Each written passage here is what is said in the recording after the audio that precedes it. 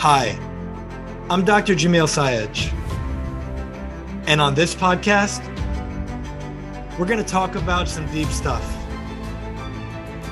I'm here to tell you that you're amazing, and often, the only person who can't see that is you.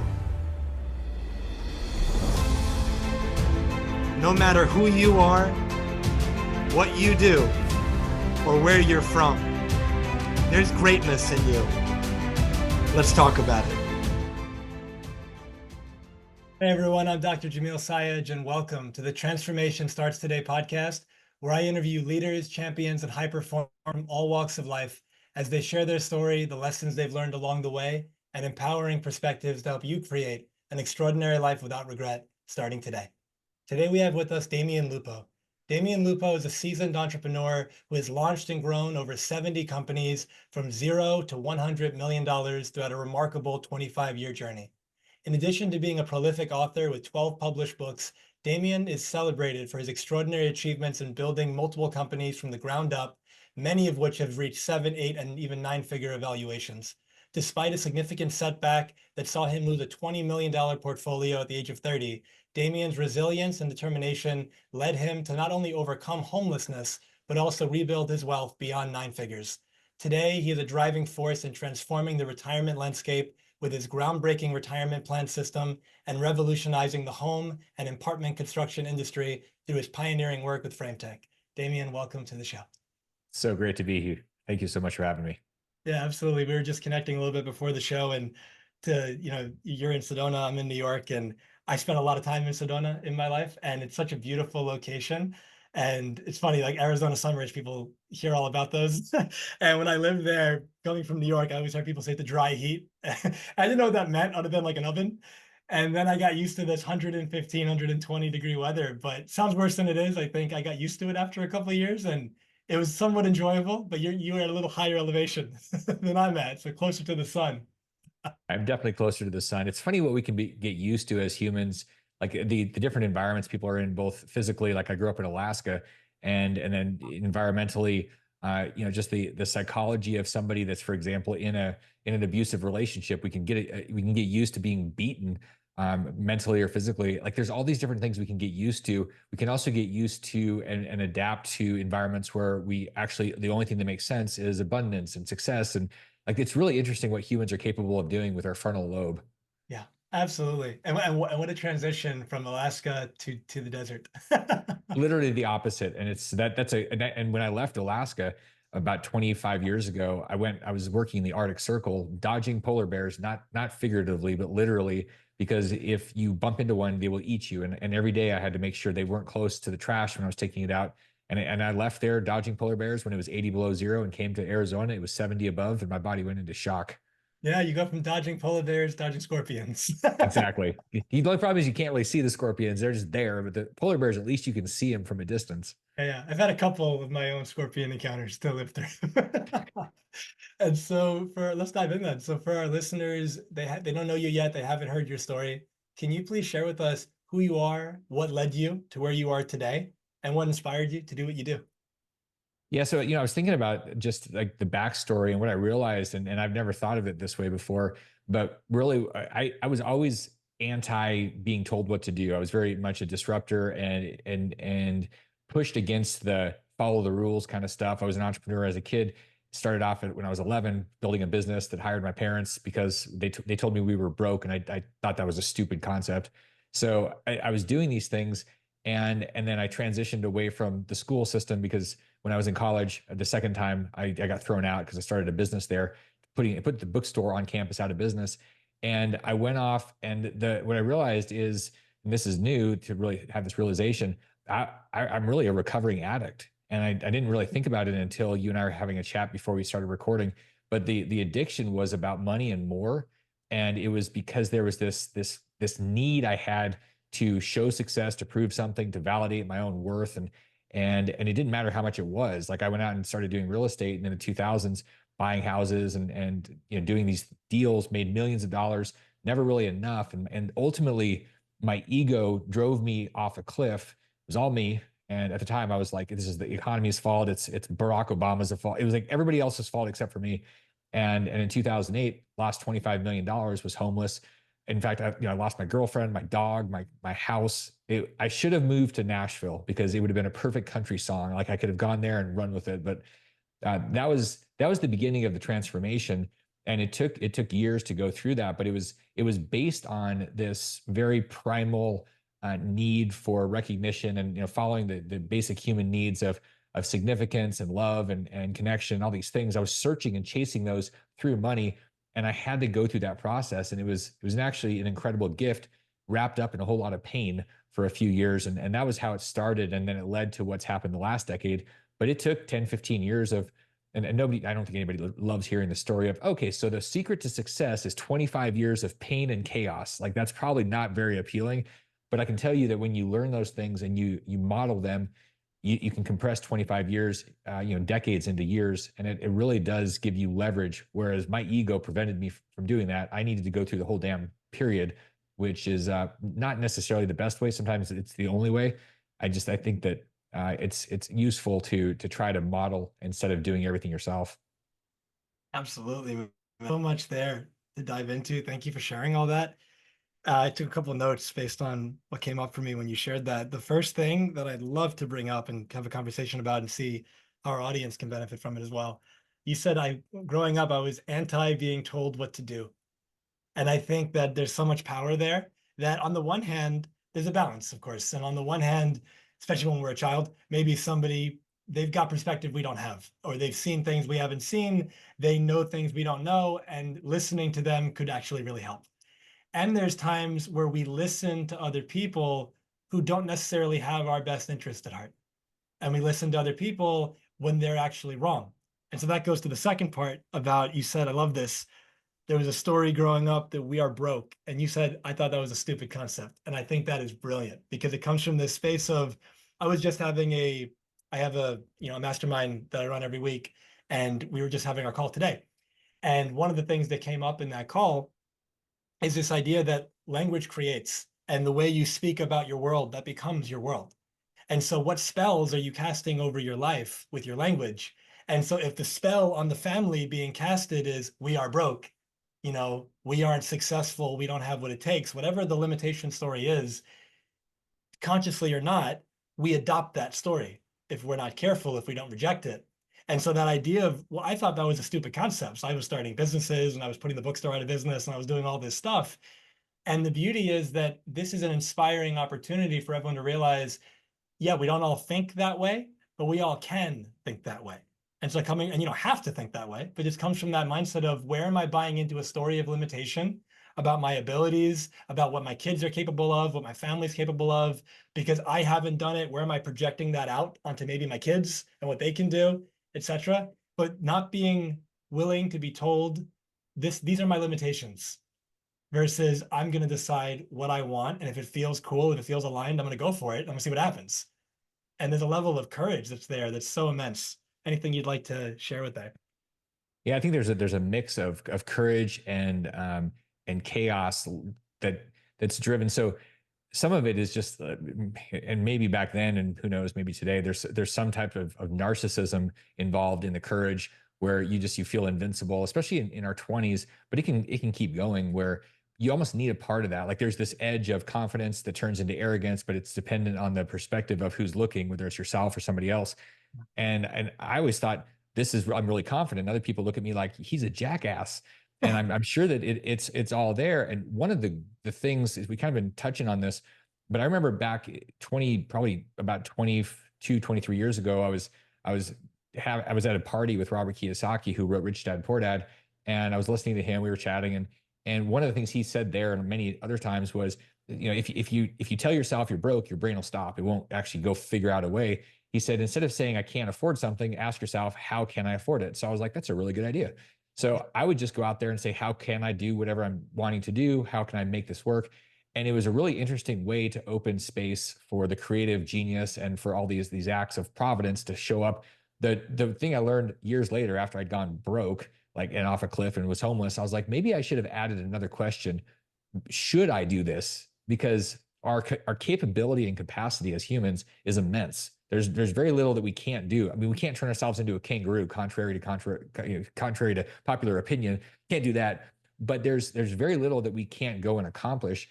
And then the reality is you can accomplish a lot of things and shouldn't be doing a lot of those things. And I realized that when I was chasing all this money, should I be going for another million? Should I, is this, and I ended up realizing I was shooting all over myself.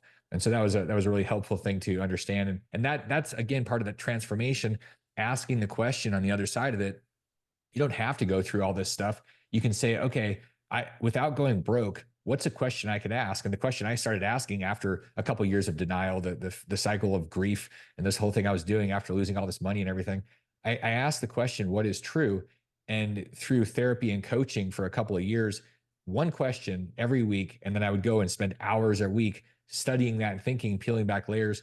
And then that became the basis of the book Reinvented Life, where I was like, okay, what's true? And I realized I was a walking, talking ego with a God complex, and I was like, that doesn't serve humanity. It was serving my hedonistic tendencies, but it wasn't really doing anything for humanity. And the shift was, I'm here to serve other people through my experiences that I've already had, not to regurgitate some information that I read in a book, but to share and say, here's wisdom. Wisdom is what you have. It's an internal baked in cellular knowledge that happens from experience. It's not something you just read a book and you can regurgitate.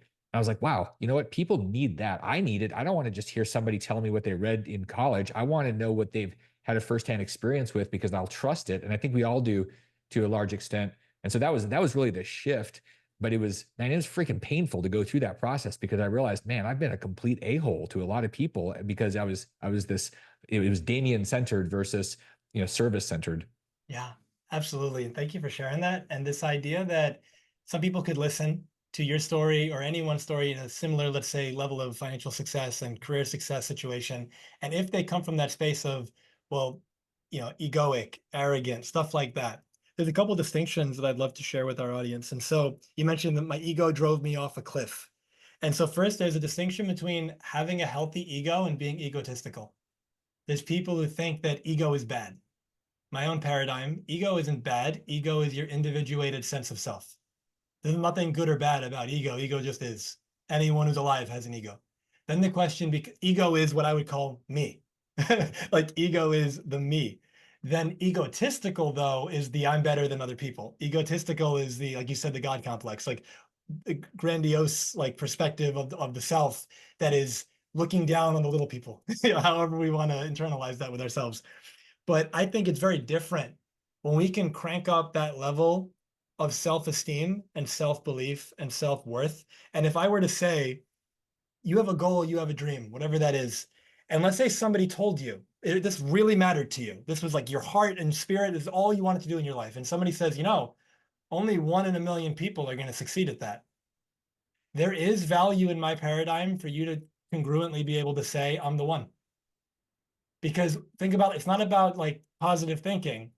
Think about what it does. We said earlier, what spells are you casting over your life? You're either going to cast spells of limitation or spells of possibility. So if you say, I'm the one, that's a place of coming from. So if I come from I'm the one, that's going to impact the actions that I take and what I don't take. When something happens, an obstacle, a roadblock that normally would stop me, well, no, I'm the one. So I'm going to keep going. Now, it doesn't guarantee that I make it. There is no guarantee. But in my mind, it gives you the best possible chance of it happening. So there's that balance between maybe being delusional versus I'm actually going to select and choose a mindset and an identity that maximizes the likelihood that I can create the life that I want for myself and make the impact that I want to make. And so this idea, you said, what's true? And there's a question that I've played with over the years that I think is so useful, which goes with the word. Rather than what's true, ask ourselves, what is useful? I don't know if I'm the one, but it's useful for me to believe that, because if I believe it, it shifts my behavior, it shifts the way I relate to life. And so that just changes everything. And so just that idea for our audience, where are you out of a fear of appearing arrogant, let's say, or narcissistic or conceited or whatever, you dim the shine. Like one of my favorite words is enthusiasm, and it comes from antetheos or entheos. It means the God within. And so to radiate enthusiastically, it's not about being egotistical. It's about shining that light that you are. And just like our fingerprints, our eyes, like whatever, they're unique. No one has the same one as you. whatever you call that identity, like that spirit, that soul, that life force, whatever the thing that makes Damion uniquely Damion, that doesn't exist anywhere else on the planet. And so most of us, I found, we wear the mask. And the mask is, who do I need to be accepted, validated, loved, respected, fit in, whatever. But when you win that game, you actually lose, because even though you think, oh, they like me, they don't even know you. And deep down, you know that because you've been pretending to be something else. And so for our audience, where can you take the mask off, and where can you just embody what is true for me, and what is it I want this life to be about, and what can be the most useful, empowering beliefs I can buy into that support me in creating that world. Yeah.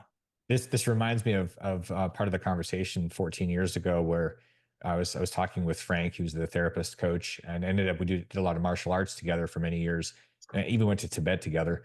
And it was interesting because we were talking about dating, and I was like, man, I'm in the weirdest city in the world. It's the number one. This is in Austin, Texas. I'm like in the number one single city in the country, and I don't understand what's going on. What's wrong with people? And I realized everybody liked being single, so they stayed single. They just had, it was like a big playground. And we were talking about how when you meet people, oftentimes very common, people have their representative that shows up. It's you're talking about the mask and these, you know, like these shadow selves, but there's this representative, and then you go on a date with somebody and they have a representative. So then your representatives meet and they start having a conversation and they connect, and they maybe they make love, and then all of a sudden one of the representatives goes away, and then all of a sudden it's like, well, who am I actually with here? And then eventually you have two people at their, you know, their naked core, and they're like, I don't know what is happening because I don't know who you are. And so it's very interesting that the shift there was, all right, if I'm going to have anything that's long term or lasting or real and substantive, it needs to be where I come in authentic and not dressing to impress, meaning in that it's showing up. People say, well, act as if, or you know, if you show up a certain way, then you'll fit in. And I'm like, yeah, but then people also look at you like you're a fraud. And so I think there's a really, it's important to be authentic, and be willing to be dumb, be willing to not know things. Like when you went to medical school, you didn't show up and say, hey, I'm ready to go operate on somebody's brain. You said, I'm here, and you open yourself up to learning and growing. And everybody's so damn impatient that oftentimes we just want to go right to the front of the line, and we don't want to pay our dues. And the dues are how you grow. It's like saying, I want to have a world-class physique and go to the Olympics, but you haven't gone to the gym yet. Like there is a process to all this stuff. And when you embrace that, it actually saves a lot of time, because if you just try to force your way, it's like all the martial arts that I've done, the force is what gets people into trouble, because there ends up with a lot of tension, and it's easy to deal with somebody that has a lot of tension. When they let go and they're present, there's all this power that happens. And that's the same thing with business, the same thing with life. The most tense people are the easiest to defeat. The ones that are present, calm, comfortable in themselves are the ones that you literally can't get a hold of. And you end up following them because there is this incredible power in that core spirit. So I've noticed that over the last 25 years with business and life and martial arts, they all are the same. Like everything is the same. You just have to understand what you're looking at, and it's really just principles. And it comes down to those. When you get those, it's actually fairly simple. But we don't really look at principles. We look at the surface level instead of going deep. And that was that work asking about, for me, what is true, and you're talking about what is useful. You go deeper and deeper, and you get to that core, and that's where all the juice is that gives you the answers to everything, I think. Yeah, absolutely. And I love that you said in a martial arts context, it applies like to everything, like you talked about. Somebody who is just congruent and they're calm and they're in their center, you end up following them. Another way of saying that is they magnetize you. And so this idea that you think about somebody that you look up to in some capacity, anyone who's been successful over a long period of time, it's hard to do that living a lie. And what I mean by that is, for example, there's an expression, I forgot where I heard this, but there's the truth and there's a lie. The truth is easier in the sense that if you lie, you have to maintain the lie. So if I tell you a lie and then we go somewhere and then I meet three other people and you're standing right there and they ask me the same question, I have to, what did I tell Damion again? Because he's listening and I have to keep the story straight. At some point that gets exhausting and that falls apart. But if you just be you to the most authentic degree that you can, I think authenticity is one of the things that's missing most for the way most people live. And it's not because they can't do it. It's just because we've been conditioned in a way to think that we're not enough as we are.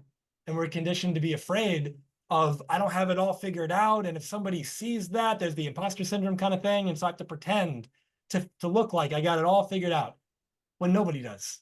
Like, we're all figuring it out as we go. And so a few things that you shared in that initial story, the recovering addict idea. You said, I realized I was a recovering addict. And what came to mind for me is everyone is. And this idea that we're all addicted to something, whether it's a substance or more likely it's a thought, it's an idea, it's a problem, it's a limitation. I remember one of my mentors said years ago, the number one addiction that people have is problems. People are addicted to their problems because they connect with their problems. They get sympathy from their problems. They are able to talk about it and people seem to give them attention. And maybe they don't really get that normally. So when I share my problems, people seem to come in and they seem to want to be with me. And so it's an interesting perspective that you said earlier, like the idea that we're broke. That's an identity, and that could also be an addiction because, I was like this way. My grandparents were like this way. Nobody in my family ever went to college. Like, whatever our story is, that becomes an addiction too. Now, you can be addicted to a story that serves you and that is an empowering, I'm the one, that kind of thing. Or you can be addicted to a disempowering story that's going to rob you of the joy and the fulfillment that you want. This idea that you can argue for your limitations and you get to keep them, or you can argue for your possibility. And life's going to go along with whatever you go with. And then that last point, you said decades to years. And this idea that for our listeners, you have an opportunity right now to just take in all of the gold that's being shared. And even if one thing stands out to you, what can you take from this conversation that compresses those decades into years, even months or days, where a lesson that Damion might share, that I might share, that you've been struggling with, and it took one of us 5, 10 decades, whatever, to learn. And now you get it in an hour. And that can just change everything for you. And so one thing I would love to get your perspective on, Damion, given your background in business, the success you've created, I find there's different stages, let's say, to entrepreneurship. There's like 0 to 6 figures, 6 to 7, 7 to 8, 9, etc. Can you please share with us each one, starting with 0 to 6? What are the mindsets, the skill sets required to get there? And then what are the primary challenges an entrepreneur will face eventually at each of those levels before they level up to the next one? Well, one of the belief systems around these different growth levels, if you will, when you think about 100,000 or a million or 10 million, they're exponential, and there's this fallacy that's easy to buy into when you're starting out. You go, I'll just work harder, and then I can push myself, and that works for a while. It Yeah. works. It works for 10,000 or 50,000 or 100,000. You can literally go from 100,000, and I'm talking like income, to 200,000, 300. Like, you can brute force your way through to these things, and then you just end up realizing, okay, I can, like Dan Sullivan has a book, 10x is easier than 2x, and there is a different philosophy, because you have to start thinking differently, like, who needs to be in my life, not how do I do the next thing. And that's what I've noticed as these stages go. The bigger you're thinking, the more important it is to be thinking about who and the why. When I was making money in the 2000s, in my 20s, it was about how much, and it was about how much more, and it wasn't about why, because it was just about me. So it was very selfish, very self-centered. And we're like, Milton Friedman says this when people are asking about capitalism. He's like, wait, who isn't greedy? Everybody there's a type of greed. We all have self-interest. That's just part of being human. There's a self-interest in our stuff. The question is, do you have a mission that serves other people? And when you have that, that's how you go from a million or 10 million to 100 million to a billion. Like, in the process of doing that, this is not theory. This is, all these businesses. And look, 70 plus companies that I've started, I can tell you there's more than half of those that didn't go anywhere. All they did was give me great lessons. And sometimes it was the same lesson over and over again. And I was like, wait, why am I learning the lesson twice? Because I wasn't paying attention to the opportunity the universe was giving me. Yeah. So there's a lot of lessons, and people go, well, what if it fails? I'm like, then you learn and you get better. So like the venture that I'm buried in with Frametec, it went from a napkin 2.5 years ago to a $463 million company that it'll be a unicorn. And there's this idea about a unicorn. How do you make $1 billion company? Well, maybe, I don't know, maybe you start 69 other companies that just don't go anywhere or make you 1 million or 10 or something. And there was this lightning fast overnight success story for that, because of all of the work that was done, not just by me, but like this entire team. And not only did the team develop skills, but each of us understood the value of having world-class team members. I remember 15 years ago, and I was getting all wound up about hiring people. And so I remember hiring people that were basically idiots, but they were cheap. And so I thought, this is great. I don't have to pay much. And guess what? I didn't get much.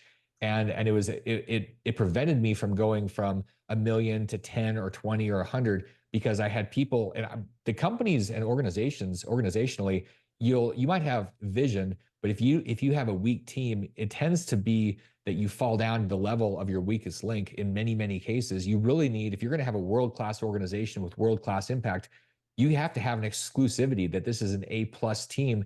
And if you're a B or C player, you don't get to be a part of it. Like the SEAL teams, you think about special operations teams, they don't want the JV operators. They want the best of the best. Otherwise, people die. And it's whether it's physically dying or your spirit's dying, or you're just grinding yourself into an early grave. This is the part of the thinking. It has to evolve because going back to the brute force, that's not it's not a way of you can't do that indefinitely. There's a period of time, especially when you're in your 20s. This is why Wall Street traders are like 25 and on cocaine, because they're like invincible and they can just go and go and go. You try to do some of the stuff that people in their 20s do at brute force levels. You try to do that in your 40s, 50s, you have heart attacks. And it's just because our mind can do so much more, and it's partly thinking and it's partly spiritual, where there has to be vision. And that's where the X factor, the 100 million, the billion, that's where it comes in. It's vision and mission. And it's like it's said a lot. People say, well, what's your vision? What's your mission? Well, the reality is, if you don't have those, you're always going to be moving rocks around in a yard and saying, I'm working real hard and I'm sweating a lot. Why aren't I rich? Why aren't I free? And it's because you're thinking linearly. You're not thinking exponentially. And as humans, we tend to be very linear and not exponential, just like our bodies, as you know, we evolve linearly. Like we all of a sudden, humans, and this is me pretending to be medically endowed in terms of my knowledge, but like you give humans a Twinkie that's GMO'd and all messed up, and their body's trying to process it, guess what happens? The body freaks out. But you give them something that's naturally evolving, like a carrot that's a GMO heirloom or something, then their body goes, oh, and then there's slight changes. Our bodies are linear. Your brain, you have to like trick your brain into forcing it to go exponential, because everything's set up as a linear process. But that's, I mean, with microprocessing power and everything changing so fast, if we don't learn exponential thinking, we're going to get left behind by all the changes that are happening way faster than a linear fashion. Yeah. I love the shift that occurs from me to we. This idea, like you said in the beginning, you can brute force it, but I've also read that book, The 10X is Easier Than 2X. It's a great book. And this idea that once you get to a point where you're working really hard to try to 10X your effort, you can't work 10 times harder at a certain point. And especially you No. can't work 10 times longer at a Yeah. certain point, because you only have so many hours in the day and in the week. And so that idea of, well, what am I doing from a vision perspective, that how's the world benefiting, or my company, or not my company, but the world, my community, my neighborhood, how's more than just you benefiting? And if more than just you benefits, more than just you buys into it. And if more people buy into it, then the business takes off. And like you're talking about, you start making a global impact, making a societal, national, whatever it might be, impact, and you start shifting problems that people are experiencing to solutions, and you get rewarded for that. It's really fascinating, because this reminds me of how many times I've heard people, teachers. I've heard so many times where teachers or people talk about teachers, and they say teachers should be paid more. And if you are really honest about it, teachers are valuable. We all need and love our teachers. But the reason that there's a disconnect is because they can't work anymore. They're already tired, and then they say, "Well, I should be paid more." And the question is, how are you impacting more? And when a teacher goes and says, I'm going to find a way to impact 3,000 versus 30 students, they write a book or they build a course or they do these things. That's them thinking bigger for bigger impact. Like you're talking about, it becomes this ripple that happens. And that's how all of us, I truly believe, not only to create more wealth, but to create more joy and happiness. Like the contribution, one of those basic human needs, contribution requires you it's not just about serving a million people. It's about you and your potential. And I find it bizarre that humans are the only species or the only creature in nature that lives up to like part of its potential. You don't see a tree growing halfway to its potential and then stopping. Like it either gets hit by lightning or it dies because it's done. And humans are like, oh, I'm good, I'm retiring. or I'm just going to work and then I'm going to watch football for 17 hours a week. Like that is not our potential. Like I truly believe that we're choosing this. And what's cool is that we have the ability to choose anything we want. We can think any way we want. And there's the power. That's another great book, the Greatest Power by J. Martin Coe. And the power is the power to choose. And and people don't realize it. They, like you talked about in the beginning, these choices and these belief systems and the way that we navigate the world is based on this programming. And we really have to say, is it time to overwrite my OS, my operating system? Like that's you because you've got the context, how the construct of how you think, and then there's the stuff in there, and there's all the code. And like, well, this is how I look at it. Like, where did that come from? And you can break that apart, but that's also why it doesn't change very often unless you're consciously doing it, because it's easier just to stick with what already is. We have this cognitive bias towards the recency bias, and then it's like, well, look, I make $82,000 a year. So what's going to happen? Your thermostat's going to say you're going to make $75,000 to $85,000 a year, and that's what you're worth. And you're going to end up bouncing around until you start changing that. There's a reason that people that make $10 million a year, they just keep making $10 million a year. That's consistent because that's how they view themselves. When you talked about the ego, the self-concept, I mean, I've seen this over and over again. Like there's a certain amount that I make, and it's basically how I see my role in the world, in society, and what I'm supposed to be doing here. What I was supposed to be doing 20 years ago was consuming as much king crab as possible and drinking as much wine as possible. And it was crappy wine, and it was martinis, and it was like whatever that was my perception of what I was worth. And so I was trying to consume as fast as possible, probably for thinking that it was going to go away. Well, ultimately, when that shifts and you start looking at the world, like my role now is to solve the housing crisis in America. And that's a 10 million unit problem. No. That is not Damion eating king crab. That is Damion being a part of teams, having a vision, being willing to look crazy, and maybe crazier than Elon. I don't know if that's possible, but like it's literally saying this is a giant problem and I'm owning the problem. I'm not just I'm going to try real hard, like give me a break, I'm going to vomit, like try it. No, I'm going to go solve this problem. And then like you said earlier, you've got people that go, man, I'm buying in. Like I want to be a part of that. Like I love that. I'm in.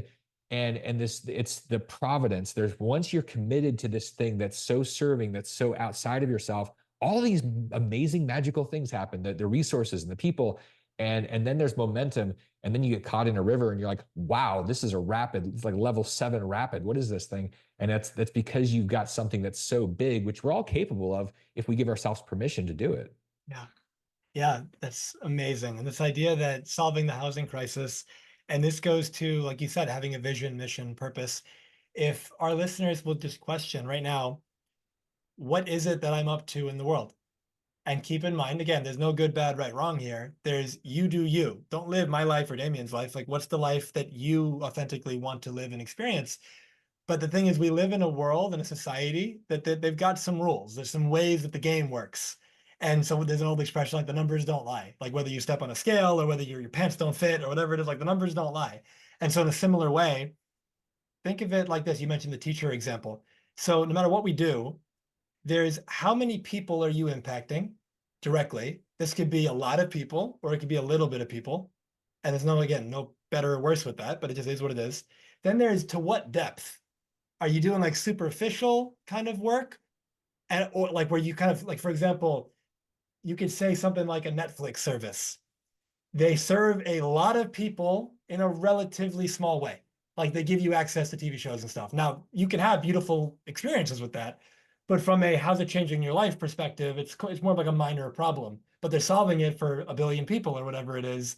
So, and it's harder to get that service elsewhere, which is the three components. How many people am I serving? To what degree am I serving them? And how easy is it for them to get that service somewhere else? And so if our listeners can look at your life right now and say, okay, how many people am I serving? If I'm serving a relatively small amount of people, you mentioned 30, let's say, instead of 3,000. If I'm serving a relatively small amount of people, I can make great money if I charge those people more, if it's like a premium service. But if I work with a small amount of people and I charge a little amount, or I get paid a little amount for it, I'll never, make the money that I might want to make at that level. If I charge a small amount, but I help a lot of people, like you said, an online course maybe that 100,000 people take or 1 million people take, even if that was $10, $5, you can make some really great money with that, especially if it's recurring.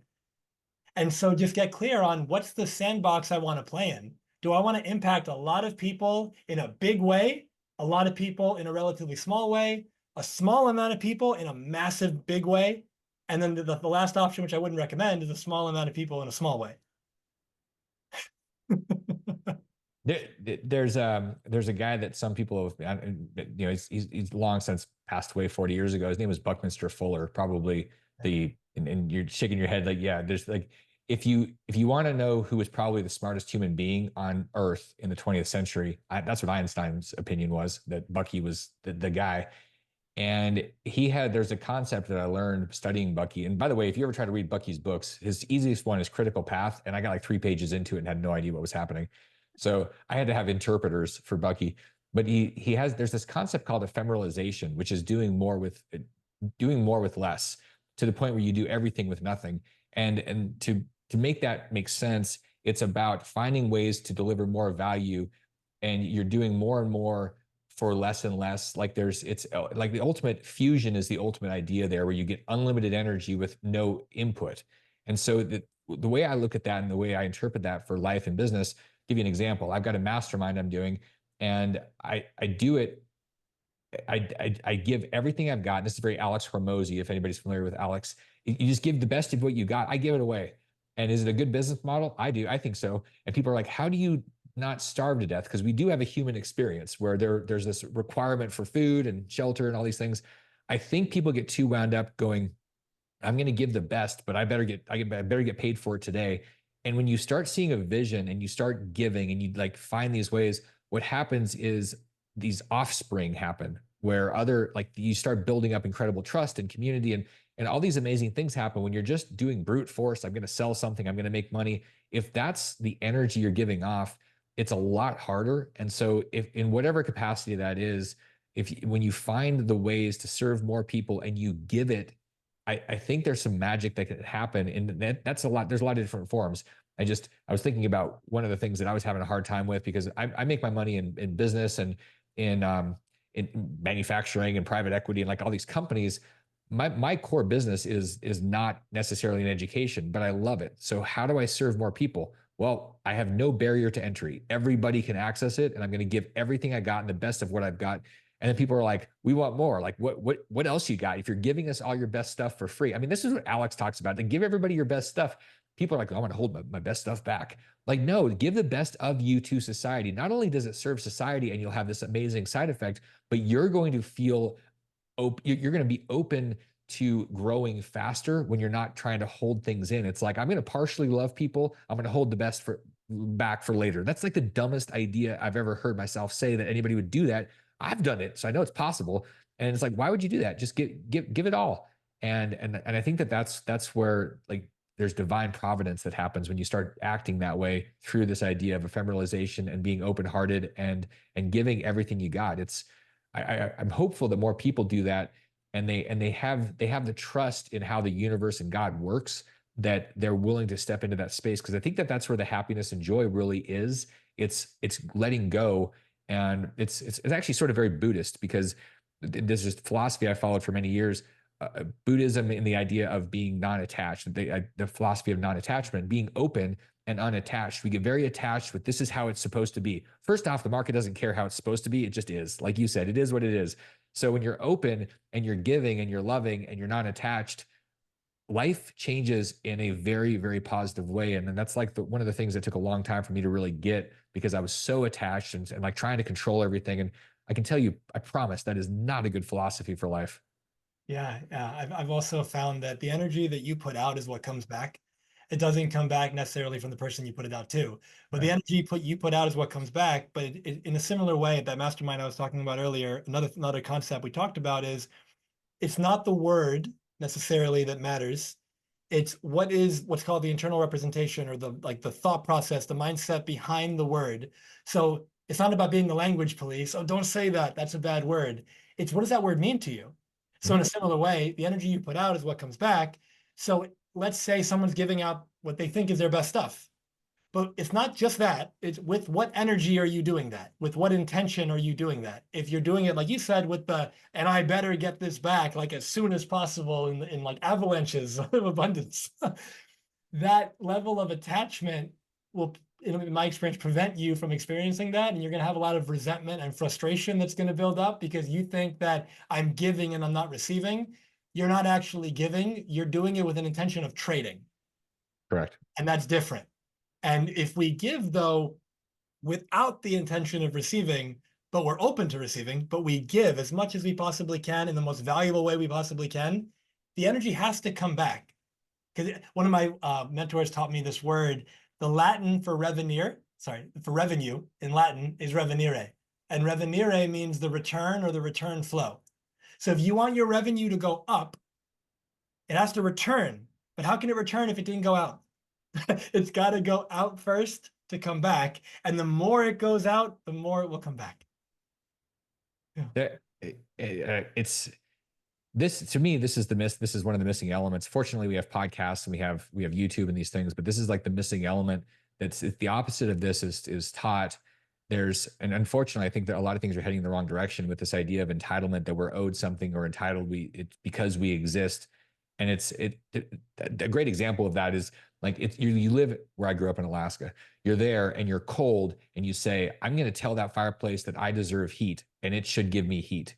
And then the fireplace doesn't care. The fireplace will do its job. The universe will do its job, but you got to do the thing first. I mean, you got to go grow the tree. You got to raise the tree. You got to cut down the tree. You got to season the wood, and then you put it in there and you light it, and then you get heat. But there's this growing shift of I deserve to have heat or wealth or prosperity or health without doing all of the work. And it's like the ultimate hack: do the work, not just physically, not just learning skills, but the work that we're talking about, the mindset shift. And part of that, one of the greatest things, like I love when people tell me they're either doing a mastermind or they've created one. I think one of the most powerful hacks in the world is simply saying, okay, it's time to change. So you get around people that are similar because osmosis takes over, and you start adapting to these environments, and then it gets normalized. Whatever that new thing is it's normalized. On the other hand, when you say I'm going to change, and then you stay with all the people that are not changing, it's like crabs in the box. They just pull you right back into that damn box. And so it's the idea of choosing and taking that step into a space where you're setting yourself up for success. It's really sad to me that people are so resistant to changing their environment, but we do what's comfortable, even if it means a black eye every week. People tend to stay in those because it's consistent. And the idea of the great abyss, the darkness in the woods, it's like the hero's journey, Joseph Campbell's work, where you're going off and you're like, I don't know what's happening in this swamp thing, it's going to come get me. Well, when you go into the darkness, but you're around other people and you're there together, there's this ability to move into anything. And I love that you're doing that. And I love that people sign up for masterminds, because I think that is a hack that gets people moving in the right direction versus saying, I'm going to do it, but then you're by yourself and you revert right back to what you've been doing. Yeah. Thank you for that acknowledgement. And I agree completely. And this idea of, I tell people all the time, we live in a cause and effect universe. And the thing is, if you want to maximally empower yourself, you step into saying, I am. And by being the cause, it's saying the effect is my life experience. The effect is the results around me. So I look at the effect and I say, what do I think? Like, do I like these results that have been created, whether it's financially or whether it's where you live or whether it's your physical body?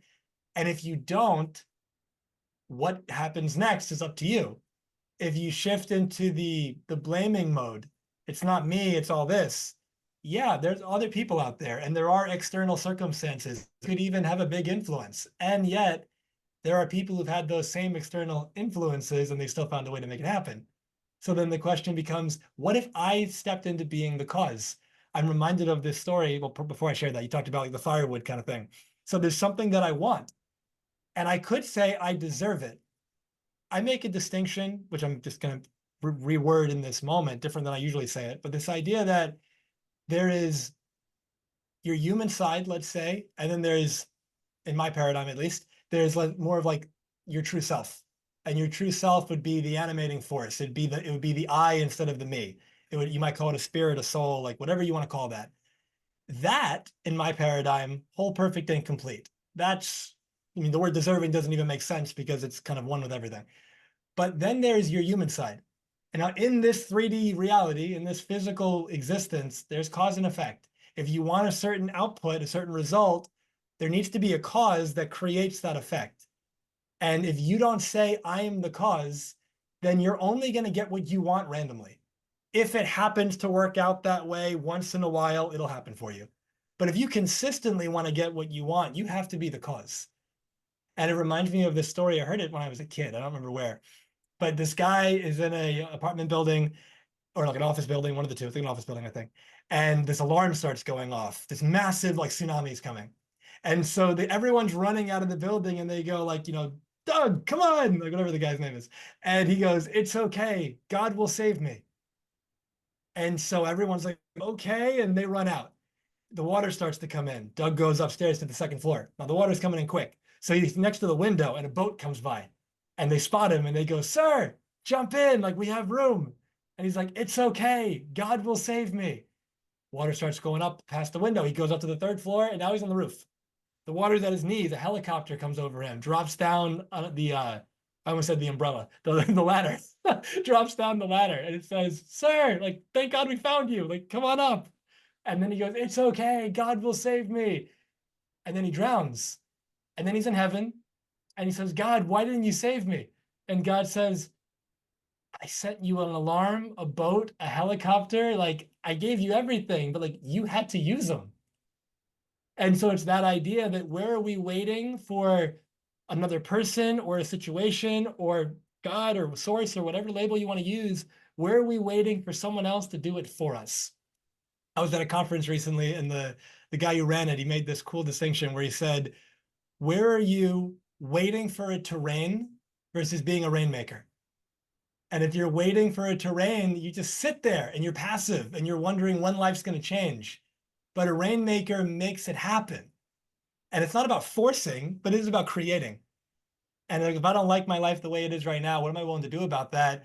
And you'll astonish yourself with consistent action and effort that's moving in a aligned direction, how quickly your life will change 30 days, 90 days, 6 months, a year from now and beyond. This completely reminds me of how most people look at money, and they're waiting until they're 60 or 65 to have an event called retirement. And they're like, okay, well, it's like my financial advisor or the social security system or whatever it is are going to save me. Like they're waiting. And what's crazy is like now more than ever, we have all these tools and all these resources and like literally there's alarms everywhere. There's boats, there's helicopters that are giving people options and they're not doing anything. And then they're drowning. And then they go, damn it, now save me. And then they realize, wait, I'm about dead. And like this happened to my parents where they played by the rules, but they didn't really spend any time outside of just waiting for retirement thing to happen. And ultimately, I watched my dad go through this process of running out of money, and then he was close to being out, and then he died. And it was, I think, in a lot of ways, there was the fear of being destitute was the leading driver for him to say, "Okay, I don't want to be a burden." And I've watched more people over the last 20 years be so freaked out about running out of money that becomes this paralyzing experience, and it makes people do really dumb things, make stupid bets, playing the lottery. And what people really need to know is that there's all sorts of things that they can do. The drivers, the things. Larry Wingett has another great book. He's actually here in Arizona. I call him the pit bull of personal development. One of his books is called Shut Up, Stop Whining, and Get a Life. And your life is your own damn fault. And like what it's along those lines that you have the choice. You can go take the actions. You can be the causation, and the effect will take care of itself. I tell my teams all the time when we're talking about doing whether it's sales or at this particular outcome, our goals, because we all have goals and we get obsessed about those. And instead of saying, okay, here's the process for the goal, it's like, I want a 6-pack and I want to be able to run a 4-minute mile. Okay, got it. Here's the process. You do the work and you build this thing up, and you have the thing you can choose every day. And it's literally going to the gym, making the calls, whatever it is, studying the thing. And it's very empowering when you get clear on that. And it's the same thing with money. There is a process. This is why you listen to people that have done it, and they're not just selling you another thing. They're literally explaining, here's the process. and you can say, okay, I'm going to go do the thing. I'm going to get on the helicopter. I'm going to go. There's an alarm going off. I probably shouldn't save money in the bank when it's being inflated away at 10 or 15%. That's probably not the right thing. So what do I do? When somebody comes by with a boat and says, let's go to a seminar, or here's a great book, you take a hold of it, you get in the boat, you read the book, and you start doing these things. And what people go is they're like, oh, man, I'd rather watch Netflix. Sorry, Netflix. But it's just that there's this choice of the activities, and the activities, when you fall, people love to fall in love with the outcome. They're like, oh man, when I'm rich and I'm maybe famous, but like I'm rich and I'm healthy, but they don't fall in love with the process. The process is where you can choose every day to be in it. And when you fall in love with that, the outcomes are sort of automatic. Might not be exactly the timing in your brain you think it's going to happen, but it's very cool when you shift into the where you just fall in love with that thing. It's like there's a great book. This is like the interview of books. I think we're doing like a Barnes and Noble experience here, but there's so I hope Amazon makes a huge amount of money with all these books people are buying right now. But there's a great book called Mastery by George Leonard, and there's another one by Robert Greene. But the one that I loved, I've read multiple times, in Mastery, and he was an Aikidoki. He's a martial artist like me, and and there's this process of mastery where you it's a plateauing process, and this is the same thing in martial arts or business or maybe medicine. And if you're studying, if you're doing experiments, where it's like nothing, there's nothing happening. It's just you're going through all these motions and you feel like no progress is being made. This could go on for years, and then there's a moment where something pops. And this is like, there's a term called perturbation, where you put energy into something and eventually it breaks down into and then reforms at a different level, like a caterpillar into a butterfly. And when that pop happens, you can't go backwards, but you have to be willing to fall in love with this process and keep going when it feels like you're not going anywhere, and trust. And that's the thing that I've noticed. People, they don't have the patience to stay in a process because they're partially not willing to fall in love with the process. When you fall in love with it, you're like, oh man, I just busted my foot on something, and man, that was part of the process. And I'm taking another step, and maybe I'll break my foot, but keep going. And you get to choose that every day, and that's very freeing. Like, that's the opposite of waiting for this thing to magically happen, where you're living in terror. You actually are choosing what step you're going to take each day. That's where I've seen people actually find freedom over bondage and financial slavery. Yeah, yeah. And with that in mind, this idea that you've got your outcome and your process.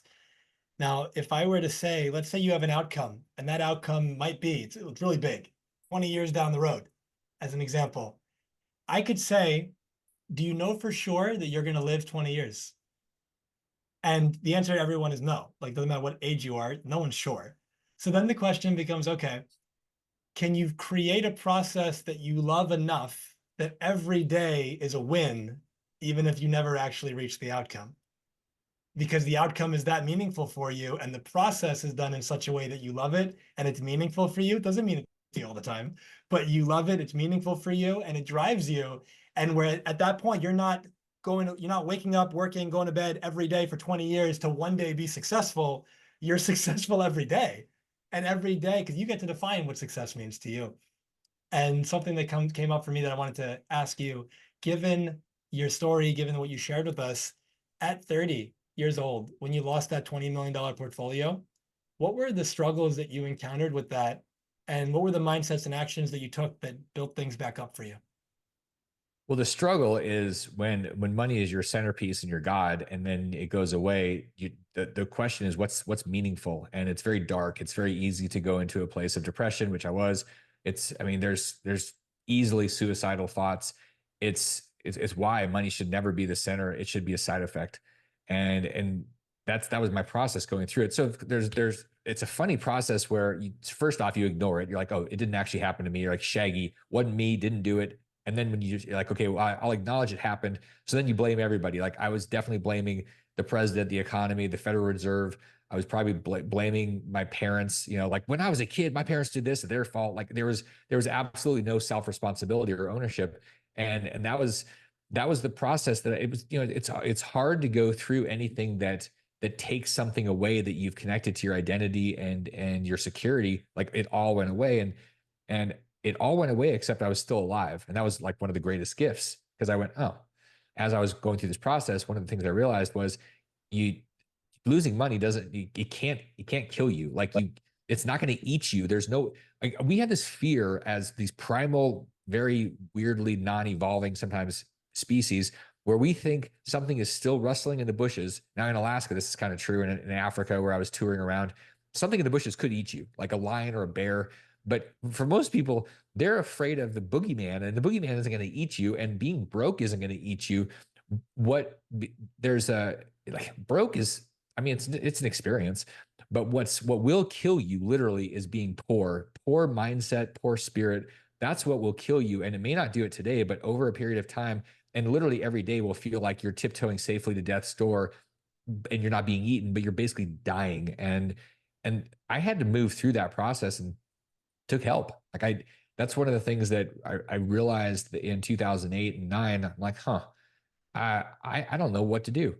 I thought I was my, like, the ego, my arrogance really thought I am so successful. I don't need anybody to tell me. Well, I was wrong. Like, I needed some help from people that have been through things and had decades more experience. They can give us perspective. They can also say, look, you've got 5 minutes of life experience and I've got 5 decades. Here's what happens. It's called cycles. It's called these things. You're going to make money. You're going to lose money. You're going to win. You're going to, like, what, and so it took a few years for me to go through that with the help of other people, and then being really honest. And the probably the biggest thing was taking absolute responsibility for 100% of everything. Now, to your tsunami example, and people have all sorts of terrible things that happen. Like, there was just a thing. There was a shooting in a school in Georgia. That's a terrible thing. And nobody would say that there's a good thing there. And people would say, people will ask, why did this happen? And oftentimes they'll say, why did this happen to me? Like the parents that lost their kids and the teachers. And a better question is to think about how you're going to, how what your experience is going to be, and not to become a victim of it. Like, there's something more than a victim, and it doesn't mean it's not painful, but there's no power in being a victim. You absolutely hand away, you turn over. You can't do anything if you're a victim. You can't actually move past it.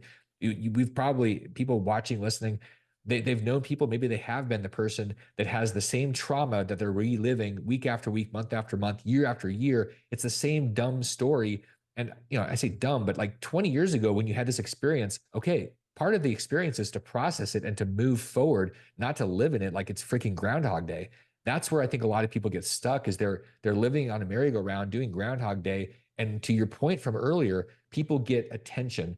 And that's part of the connection, this human need. We need to connect. If we have trauma and we share it, people go, ooh, and they sympathize, and then we feel loved. And so there's this, we get what we need. There are other ways to do it, but that seems like a default because, oh, I know how to get love. I just tell people how hard it is to be me. There's a more beautiful life experience that doesn't involve doing that over and over and over again. But this is part of awareness and consciousness around, how am I responsible? Am I being responsible, or am I being a dodo bird? And I think there's a lot of dodo birding. I mean, from somebody that was a really good dodo bird and blamed a lot of other people and things and everything other than myself, you you uh, you become very free when you take responsibility, and you stop really considering the judgment of people that aren't really thinking about you. There's a lot of trauma that we do to ourselves by wondering, what are they thinking about me? And when you let go of that and you take responsibility, I think that that's the step to freedom. Yeah. It brings up in my mind this perspective that, like you mentioned with the shooting or anything that happens, that people would look at and say, this is a travesty. Like, why did this happen? What's going on? But there's certain questions that in the moment aren't as useful to ask. So if something's already happened and there's people now suffering, in this case, like many people, when you're the one asking the question, like, this shouldn't have happened, why did it happen? If you ask a different question, you start getting different answers that you can use to move your life forward. So what if you were to ask in that specific example, okay, this tragedy happened. What could I do today that would make me more part of the solution? What could I do today that would make other people's experience lighter, easier, better? What could I do that would support this and maybe not happening again? What could I do? And that idea of what can I do versus why did this happen? The why question often paralyzes you because it's a question that doesn't really have an answer, or it doesn't have an answer that everybody would agree upon. Yeah, there's probably no answers that everybody would agree upon, but you got what I mean? The why question almost paralyzes you. It's like, why did this happen? I don't know why this happened. But I do know that I can do something about it today to be a part of the solution and help in any degree that I can. And so what it's almost like what kind of moment, it's like a two-part, let's say solution. What is the outcome that I would love to see here? And then who would I need to be to move that outcome more likely into manifestation? And if you step into that, and if multiple people step into that, miracles get created. And it's different for how we step into that for every single person. When I think about all these things that are going on, I think about whether it's World War III or something at a local level. What I'm convinced, and this is how I run my life, that by doing the work that I know that helps people become financially free, so that they're not slaves to money. So we break those financial shackles. The more people are free, the less stress there is, the more they're connecting with other people. There's less violence, there's less disconnect, there's more joy. Like I literally think part of the key to world peace, if you will, this is going to turn into an 80s song, We Are the World type of thing. But I mean, the reality is what money is becoming a bigger and bigger problem, and it's suffocating people because they don't understand it. It's being used against them. And so that's my role in world peace, getting people free, helping them, empowering them, not giving them. You cannot give people money and make them free. It doesn't work. You have to, there's a financial freedom around confidence with money, and you don't get the confidence until you do the thing. And the thing is different for everybody. But that's people go, well, if you have $2 million or if you have $10,000 a month, then you're financially free. And that is 100% baloney. When you have the confidence in your ability to do the thing, then nobody can take that away. And that's so people asked Henry Ford, they've asked me, well, what happens if you lose all your money? You got a lot of money. I go build it again. And it's like some people are gonna be like, well, that's arrogant. Like I have the confidence. Just like if somebody they get hurt and they've been an athlete and then they end up gaining a bunch of weight, and or they, something happens, they're like, well, I know the process. So they go back and they rebuild. And so there's a confidence there. And when people have that confidence, they're less stressed. Stress, as you know, with the cortisol and all these other things that are destructive, if they're just being surged all the time, people don't realize the power of not having to be stressed about money, because almost nobody has that experience.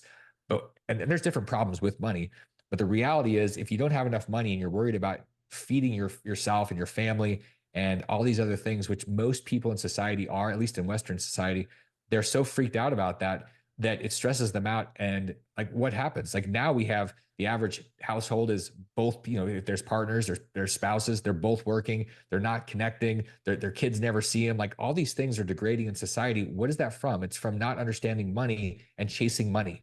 So when we can elevate people and empower them with the honest truth about money and how to basically make it your bitch instead of it enslaving you, I truly believe that that's going to help reduce violence. It's going to it's going to change society in a very positive way, not because people have a bunch of Lamborghinis, but because we take it out of the equation. And that is what I've seen all over the world. When people aren't fixated on money, they're fixated on relationships and they're loving each other. They don't have the violence, they don't have the stress, they have the health. So I believe that that's why I'm here, and that's what I'm doing right now every day, finding ways to give people more of that freedom. Yeah. Earlier when we talked about cause and effect, money is an effect. Money is a consequence. And just like you said, people fall in love with the outcome and not the process. People fall in love with the idea of having a lot of money, but they don't fall in love with the process that creates a lot of money. And so if we think about, okay, you mentioned earlier, giving people money doesn't solve the problem in the big picture in the long term. And it reminds me of that old quote, give a person a fish, you feed them for a day, teach them how to fish, you feed them for life. And so with that in mind, there is some work that you're doing in the world that I'd love to share with our audience. And so people who are preparing for their retirement, I know that's a big thing in your world right now, and you've created this powerful system. Can you share that with our audience and see if it's something they'd be interested in? Yeah, so there's an umbrella, and really what it is, it's the turnkey retirement system, and it there's different pieces of it, and all those pieces are important, whether it's figuring out how to utilize retirement accounts or how to actually invest in things. The idea behind turnkey retirement is building a system around it. It's not about an investment. It's not me saying Amazon stock is the thing you should do for your future. It's really, turnkey retirement is when you understand the system and then you practice the system and you learn how to take the steps. That's what it is. And so I've just built all these companies around the idea of a turnkey system. A lot of what we've been taught is the turnkey system is you max out your 401k and then you hope Wall Street doesn't screw you in 42 years. Like that's kind of where most people are at. And then they get freaked out and nervous that the Wall Street system is going to crash, which it does regularly. So turnkey is literally saying, okay, there is a system, and this system is all about you owning your life. It's about you taking responsibility. And then there's tools, and then you take the ones that you like. It's very different than a lot of the stuff that we've seen out there, whether it's Dave Ramsey's Get Out of Debt or it's a financial advisor. This one is about you owning you, and it's about you choosing your life. So you have a life by design, not by default. Most people's lives are by default, and they're just hoping, which I say they're smoking a bunch of hopium, and that's not really going to get you anywhere other than nervous and afraid and not wanting to get older because you're like, oh man, I'm tired and I have no money. So the idea behind turnkey retirement, and if you want to check it out, it's turnkeyretirement.com. It's about bringing people together in a place where they've got each other to learn from and lean on. And so like that's when I talked about giving my stuff away, like all my stuff's there, my books are there, like all these things where people can take these resources. And it's about that system. It's about a system that works for you. And you take the things that you love that fit you, and then you throw the rest of the stuff away. And that's I I like that idea because it's very personal for everybody, and you're not alone. And I think that's what's helping people become financially free, by having that environment where they can plug into it, and then they can go at their own speed, and then they know they're not on an island. Mm. Yes, I'll definitely have the link to that in the show notes. And one thing that you inspired that I want to share with our audience, as a loving challenge, in Damion's example, there's a problem that he sees in the world that a lot of people are facing. And he's coming from of, how could I fix this? How could I make a positive impact, a big splash, in the global ocean? Now, when you do that, there's so much meaning for you, for the individual. And it's not easy, but because you have this big problem that a lot of people notice as a thing, people start gravitating towards you. The magnetism we talked about earlier with that martial arts example, people gravitate towards you, the whole like attracts like kind of thing. It's like a resonant attraction. People that are similar minded, similar hearted, they attract to you. And now you have this movement. And you mentioned earlier, like a team of A+ kind of players, like the varsity, right? Navy SEALs of your industry. And so now you've got this group coming together, and you make this impact, and you impact a lot of people. And there's obviously the financial reward comes with it, but even bigger than that, there's that level of, I made a difference. And so everyone listening has the ability to do that. Now, it could be on a global scale, a national scale, state, community, region, like whatever it is. It could be your school if you're a teacher. It could be your office building, changing the culture of that. There's no like too small or too big. It's all just relative. But what's the impact that you could make, that you could get behind? And you could say, going forward from this moment on, you're free to change your mind later. This is my vision. This is my purpose. This is what I'm going to be creating. And when someone says, what are you up to in the world? I'm imagining, Damion being at some party networking event, something, and someone goes, "Oh, what do you do?" And you go, "I'm solving the housing crisis." Something like that. It gets somebody going, "Really? How are you doing that? Like, how can I help? How can I be a part of that?" That's different than, no offense to like an accountant. I'm an accountant. That's a different thing. One is like what I do, and one is like why I do it, like what I'm up to in the world. It inspires people. You mentioned Alex Hormozy, and he talked about how he's a business guy for people who don't know who he is. And he says marketing is the process of making known. And so in a similar way, someone goes, "Oh, what are you up to in the world?" And you share like that heart mission in, 15 seconds or less, like whatever it is, you share it. And they receive that. And there's I want to know more about that. What's that about? That's curious. And you're bought into it. People get bought into it. They get gravitated towards you. And like you said, because of the courage to step up and step out into the world with this vision, God, universe, source responds. And the right people, the right opportunities, the right things show up. But again, you have to be the first mover. You have to be the cause that create. It's almost like life goes, this is one thing that is available to you as a possibility, but I'm not going to set the dominoes in motion until you knock down the first one. And you could sit there for 50 years and say, this sounds like a great idea. I would really love to do this. And you've wanted it for so long, the goal, the dream, the vision, the whatever, but you've yet to knock down the first domino. And then you finally knock it down, and all of a sudden things start happening. They were available to you all along, but they were waiting on you to go first. And so what if we say, I'm going to get off the fence and I'm going to start moving because our world needs you. everyone listening, our world needs you. This, I remember Les Brown, he's a motivational speaker. I found him when I was 15 years old. And he had this story where he said, the richest place in the world is the graveyard. And he said, it's the richest place in the world because so many people, they die with their goals and their dreams and their inventions and all these things that could have positively impacted the world. They died with it still in them. Dr. Wayne Dyer said it differently. Don't die with your music still in you. And so you've got this stuff in your heart, in your soul, that's meant to come out. The only reason why you wouldn't share it is because you're living from fear. That's the only reason why, big picture, you wouldn't share it. Everything chunks up to that. And once you can shift into the space of, am I more afraid of dying with my music still in me? Or am I more afraid of going all out and some people not liking it? Or going all out and it just didn't work out for some reason, or I stumbled along the way, but eventually got it. Anything that's in that second one, there's just a fear of what other people think. There's a fear of your ego being found out, that it's not perfect, that it doesn't have it all figured out. But when you can tune in, take the mask off, and just say, you know what, I'm going to be me. I'm going to bring that authenticity out into the world, and I'm going to get clear. What is on my heart? What's the message to share? What's the service to create, the product to create, the invention that's going to solve a problem? Years ago, I saw some video on Instagram. It was like a 14-year-old kid in India. He's an inventor, and he invented this little machine that you put into the ocean and it can get rid of all the plastic. Like, how amazing is that? And the kid's 14 and he's just sitting there going, I don't like that there's plastic in the ocean. I'm going to do something about that. You're the one. That was also a big Les Brown thing. Like, I'm the one. Now, what if you stepped into that? I often tell people, this would be a great, like, kind of closing exercise. I want you to get a piece of paper or your phone and or just say it out loud. Finish this sentence. Right now, the world needs more. And you might say kindness, understanding, compassion. You might talk about resources. It might be money. It might be more financial literacy. It could be whatever. The world needs more blank. Write it all out. Great. Now that you've identified that, are you contributing to the world having more of that to the best degree that you can? Because you're the one that's noticing this is a quote unquote problem. Other people don't see it the same way.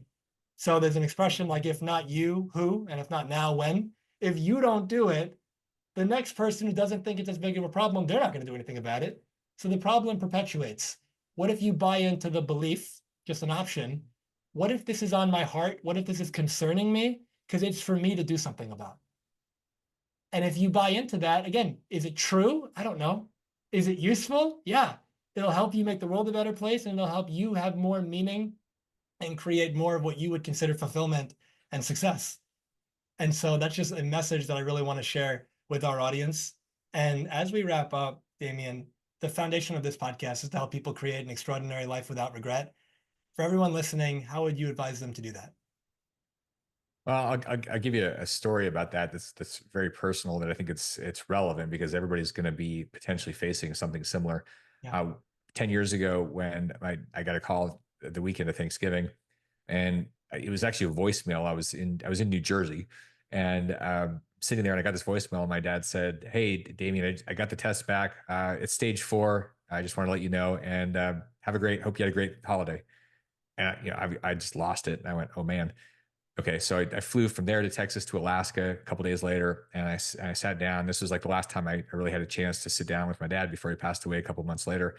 And I sat there, and we were talking about things, and there was no more me trying to get him to do something. There was no more him trying to get me to do something. There was an open conversation, and the thing that I remember specifically, he said to me, there were so many things that I wanted to do, and he knew he didn't have any more time, and he was out of time, and he had played it safe. He had hesitated because of the judgment, because of all of the programming, and then it became clear to him that that choice was no longer on the table. For most people, the choice is on the table. And when I had that experience, and that regret was literally seared into my soul, and it was burned there, and I thought about that, and I said, okay, so I never want to have those words come out of my mouth, that there were so many things that I wanted to do. And that starts with the impact we have. There's obviously things, there's experiences, you want to travel, you want to do these things. I think, for what I've learned there, is the thing that's most valuable is how you deliver your potential to humanity. It's not that you just saw the seven great wonders or something, and that may be part of the regret or not having regret, but dying with that wisdom, dying with that potential to serve other people. Yeah, the graveyard is the wealthiest, the richest place in the world, and that's literally hell on earth where you get to the end and you are about to meet the person that you could have been. In your mind, you notice, wow, I am literally there's a gap between where I am and what I've done and what I could have done. That is to me what hell on earth looks like. And I got to experience that with my dad.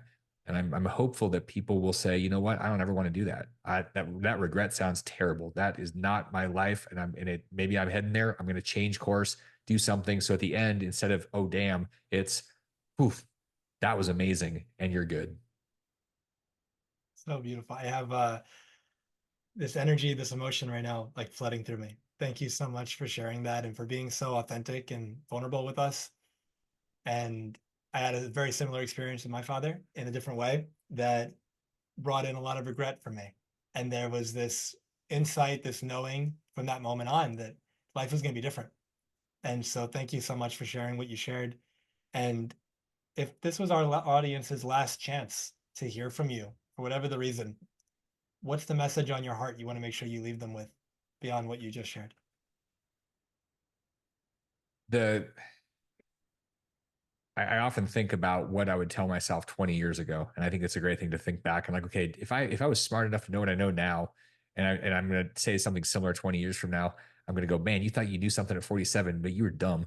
But I look back at 20, and I'm like, that's when I really thought I knew everything. The one thing that I always come back to is that I hesitated because I was afraid of failing, and failing is the opportunity to grow, and that's what we're meant to do. Either you're growing or you're dying. So if you've chosen that you're dying and that's your choice, then ignore what I'm saying and go do something else. But if you're like, I'm actually here, like today I'm going to live right now, because you're not dead. Maybe you die tomorrow, but you're living today. Living is growing. And the universe only does one thing. It either expands or contracts. So if you're going to expand, if you're going to grow, then you take the step into the thing. And when you fail, we've been so trained that failing is somehow wrong or bad, or if you flunk. I always laugh because I think about it in the real world. If you get 5 out of 10 right, you're a billionaire and you're an all-star. But in school, they throw you out because you're a reject. And I laugh and I go, well, so how fast can I fail? How fast can I grow? How fast can I learn? That's the big thing. And if you're hesitating because you're like, man, what if I mess up? What if I make a mistake? What if I lose money? What if I get fired? What if all this self-inflicted brain damage? Most of it is the boogeyman, and it's the judgment that we're feeling from the idea that failing is bad. Failing is awesome. Henry Ford, Thomas Edison, all the people that have gone and done these things, Elon, how many rockets did Elon blow up? Like, and many people would say, man, you just wasted $20 million or 2 billion. And he's like, yep. And then next, and that's the joy when you're out there and you're like into the woods. And if people haven't watched it, Finding Joe is an incredible movie about the hero's journey, and really all of us going out there and failing and embracing it. I think that that's the most powerful thing that we need to practice and we need to teach our kids is embrace the fail, learn from it, and realize it's not winning or losing, it's winning or learning. That's the big power, because then you let go of that idiocy around hesitating because of you're afraid to lose. It's just wrong. That's literally pinheaded thinking. And the opportunity is to shift the thinking, and then you move forward, and then all of a sudden you start to blow up and grow up. Mm, so well said. Forgot what book it was, but I read a book years ago, and the author says every night he's having dinner with his family, and he'll say to his younger kids, "So, where did you fail today?" And he would encourage basically effort, like try, like do things. Like I want to hear that you asked that person out and it didn't work. I want to hear that you were at work today and you asked for a raise and you didn't get it. Like, but tell me where the effort is. Show me where you're trying. And it's such a different mindset than, like you said, in school, this perspective that in baseball, like you talked about. I think it's like if your lifetime average is 3 or 4 out of 10, you're Hall of Fame material. But in school, like a 7 and 8 is considered bad. Anything below a 7, you failed. And it's like if you're not basically a 9, like you're nothing. Like it's kind of like this mindset if you don't get an A. And so the idea of 3 out of 10 Hall of Fame, just a whole different mindset. Mark Cuban, he's the Dallas Mavericks owner last time I checked, and he said the only thing you can control is effort. And he says, you only have to be right once. And so, like you said, you can have 80 businesses. One of them makes you a billionaire. The other 79 were learning opportunities and they help you get there. But like you said earlier, this idea of you do all these things from whenever you first started to now, that could have been decades. And you learned all these things. You tried, you failed, you tried, you failed, some certain successes, etc. And now you're at this point, nothing really ever worked the way you wanted it to. And then eventually everything takes off. And you think it's because of whatever you were just doing in that moment. It's everything that led up to that moment, because you wouldn't have been the version of you that you were that figured it out unless you had gone all through the other stuff. And so what if you recognize the expression hindsight's 2020? But you can now look into the future and say, okay, so that means whatever challenge I'm dealing with now that I'm having a hard time figuring out, this is setting me up for some success in the future. And in the future, I'll look back and I'll be grateful for this moment. So let's be grateful now. And if I'm grateful now, I'll connect to more creativity, more resourcefulness, and I'll find a way. But like you said, if we just drop into this story of the blame or the victim mode, it just changes what we pick up in the world. And so, there's an add-on that I love to do when in the middle of chaos or pain or whatever is messy. I'll go, this is going to make a really good story. And so I'm going to laugh about this in a week or a month. So I'm going to start laughing about it now. In the middle of traumatic, chaotic, like disasters, that actually reminds me of Dr. Casey Means and her brother, Callie Means. She was a Stanford surgeon, like she educated at Stanford and was a surgeon, and she bailed and left it and went to her parents, and now she wrote a book called Good Energy with her brother, and it's amazing about pharma and ag. And she said, she was talking with Tucker Carlson, and she said, when I told my parents that I was dropping out and I was quitting, like she's literally gone through all the time that doctors that you guys go through, and she told them, and they're like, awesome, let's party, let's celebrate. And I'm laughing because it's along those lines of what you're talking about. Like, what are we going to celebrate? Like, what did you fail? And so most of the world would say you're a Stanford educated doctor, surgeon, like you've made it. And and she's like, I'm on the wrong path. And her parents are like, that's amazing. After hundreds and hundreds of thousands of dollars. And she's like, I'm going to honor my soul, my spirit. I'm here to serve people. And that was a stepping stone. And it's, most people think that that would freak them out. And her family celebrated it. And I just thought that was the coolest thing. yeah, especially because you mentioned earlier, I think you said this, the idea that people think money's going to make them happy. But this idea that whatever, there's a fallacy called sunk cost fallacy. And so this idea that you put so much into something that it's not working and it's clearly like not going the way you want it to, and you double, triple down, quadruple down, putting more into it, but all the signs are coming back saying this isn't going to go well. And so one of the ideas is like you're rearranging the chairs on the Titanic, as it's going down, thinking it might help. But the thing is with that Stanford example, so you put in hundreds of thousands of dollars, you do all this stuff, all this time, energy, effort. But the thing is, the moment you realize it's not what you want, it's not in alignment with the life that you want to live, the moment you realize, yeah, on paper, I've got this incredible job, life, relationship, whatever, but my soul feels like it's suffocating. The moment you tell yourself, well, I already invested all this, so I'm going to stay. That's the moment you start moving into spiritual suicide. That's the moment you start saying, what's more important? Like my actual heart, soul, like my being, or pieces of paper, ones and zeros on a computer? The paper and the computer is more important. That's what you're saying.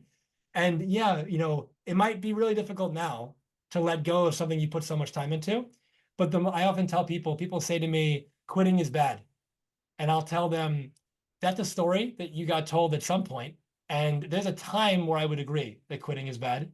But I also say sometimes quitting is the best option you could possibly do. And my distinction is that, are you quitting to avoid or quitting to create?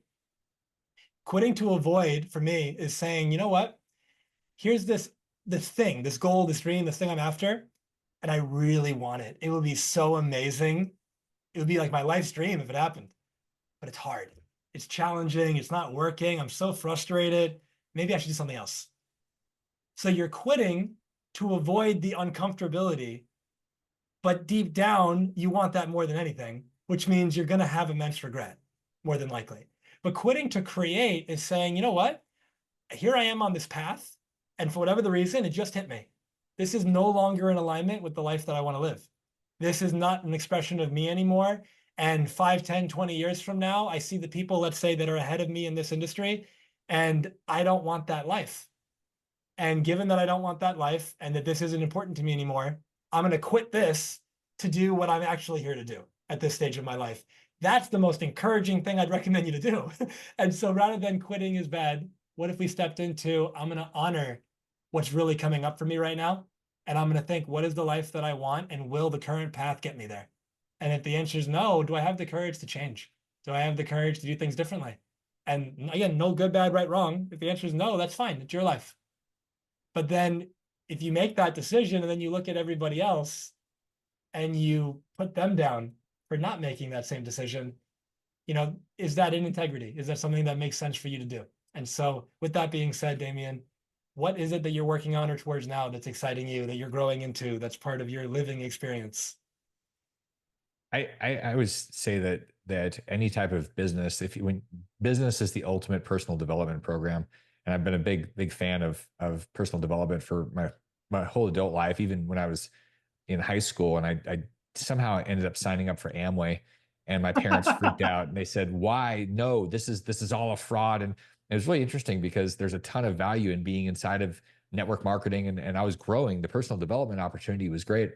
It's been an incredible gift to be on this entrepreneur's journey and building things, and because it keeps expanding me. So I love the process of building these companies and really building the people that are building the companies and supporting them, because there's a bigger ripple effect. I'm not trying, there's no way I build the companies that I'm a part of anymore. They're not, it's not just me. It may be my heart that started it, but there's a soul and a heart and there's a pulse and a beat that's now there, that's beyond me. And that's really cool. And I love being a part of that and supporting that. It's very we, it's not me. And it'll survive. If I'm gone, these things keep running. Yeah. And so it's a great gift to be a part of it. And it's a lot of fun to be a part of it with great people. And so that the stuff truly, I mean, but the thing I'm doing is solving the housing crisis, and entangled in that is this financial freedom that I'm helping people to build the confidence around, so they work together really well. And all that does is create more peace and more happiness in the world. So I'm looking at this and I go, people are like, I got this great thing to do, like this great opportunity, this great deal, investment, business thing. And I'm like, I am good. The thing that I've really gotten comfortable with is saying no thank you to virtually everything. And that's when you find a thing that's so fulfilling, it's really simple to say, nope, not for me. No thanks. Like, cause you don't want to disrupt your thing. Sometimes you should disrupt yourself, kind of like quitting and not quitting. I find that there's a state of joy, and it doesn't mean it's easy. I mean, it's freaking hard to do these things. You're trying to disrupt the entire construction industry, and that's the mission, to build housing for 10 million units. That is hard, and it's painful. And I'm already bald, so I can't lose any more hair. And it's this process I've chosen. I choose it every day. That's probably the thing I would leave everybody with is, find that thing and really choose the thing, because you can quit if it's the wrong thing, but just choose. Don't worry about finding the perfect thing. Go choose the thing and then give everything, and choose it every day until it's time to not choose it. And that's what I think brings the fulfillment versus this never-ending chase of success, which is really not what you want. You want the fulfilling activity that you get to step into and fall in love with every day. Yeah, man. Absolutely. And so what is the best way for our audience to learn from you, connect to you, get involved with anything that you're working on in the world? What would that look like? I think people come visit me and pull the resources, get the books that I've digitized on turnkeyretirement.com. That's a great place to start. The things that I'm doing, truly, the essence is that I'm open to people having everything that I have, all the wisdom, all the experience, all the trauma you can leverage from that, and really find your path by taking the best of what I've got and avoiding the worst of what I've done. So, That's perfect. I'll have the link again in the show notes. And for our listeners, thank you so much for your time, energy, attention, your presence. Like Damion said, I think the more successful you become, which again, relative term, we all define it differently, but as you go up that ladder, it's more important to say no to a lot of things. And the fact that you're listening to this, you said yes to this. And so I truly hope that this was not only worth your time, but that you take this and utilize the invested time by applying, go to Damien's website, check out all the things that he's offering, learn from him, take this conversation, listen to it a few times, share it far and wide. If it made an impact for you, there's a ripple of impact. You share it once, they share it 2 times, and you never know whose life gets positively impacted as a result of this. And if this resonated, please leave a testimonial, a review, whether it's on Apple, Spotify, YouTube comment, wherever you're tuning in. It goes a long way, helps the algorithm, people find the show faster. Damien, anything you'd like to say before we close? Nash, really appreciate the opportunity. I think this is one of the coolest conversations, and it's really interesting when you get lost in the flow. Just like when all the years in martial arts, time changes; it almost stands still when you're in flow. And I'm hopeful that everyone will find their place of flow, and that could be anything. And once you find that and you get lost in the time, you realize you're in the right place. And that's really what happened. The last 90 minutes was just this lost in the middle of this thing, this very present experience. So I appreciate what you've done and appreciate the space you held for us to do that. Thank you so much. And so I call this podcast Transformation Starts Today. And I call it that because most people's favorite day to change their life is tomorrow. And that's why they stay stuck. But you can be different. You can take all the aspects that stood out to you today. You can start talking to your friend group, your inner circle, your family about it. What do you think about this? What do you think about that? You can have these conversations, throw out some new ideas. You can learn from Damien, learn from me, reach out for help if you want it. But start taking control of your life, get off the fence, be the cause of the change you want to see. All my love to you and your family, and I look forward to our next conversation. Take care. Thank you for being with us today. If this conversation served you, it would mean a lot if you left a review and shared this with anyone who may benefit. An extraordinary life without regret is available to you now. Choose it. It's your time.